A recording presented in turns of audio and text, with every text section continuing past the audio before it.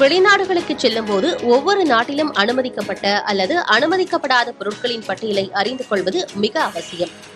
Australia சென்ற நடிகை நவ்யா நாயர் அரைமுழம் மல்லிகை பூவை எடுத்துச் சென்றதற்கு 1,14,000 ரூபாய் அபராதம் விதிக்கப்பட்டது பலரையும் அதிர்ச்சியடைய வைத்திருக்கிறது. மல்லிகைப்பூ மட்டுமல்ல, ஆஸ்திரேலியாவில் அனுமதிக்கப்படாத பொருட்களின் பட்டியல் நீண்டு கொண்டே செல்கிறது.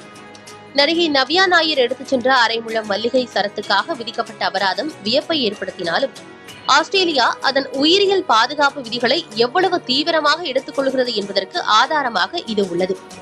அந்நாடு சுற்றுச்சூழலை பாதுகாப்பதில் காட்டும் முனைப்பையும் இது எடுத்துக்காட்டுகிறது. ஆஸ்திரேலியாவில் புதிய அல்லது உலர்ந்த பூக்கள், புதிய பழங்கள், காய்கறிகள், மூலிகைகள், மசாலா பொருட்கள், நட்ஸ், விதைகள், பால் பொருட்கள், பர்பி, ரசகுல்லா, பேடாஸ், குலாப் ஜாமுன், மைசூர் பாக், சோன்பப்டி, அரிசி, தேநீர், வீட்டில் தயாரிக்கப்பட்ட உணவுகள், செல்லப்பிராணிகளுக்கான உணவு என பல பொருட்கள் தடைப்பட்டியலில் உள்ளன.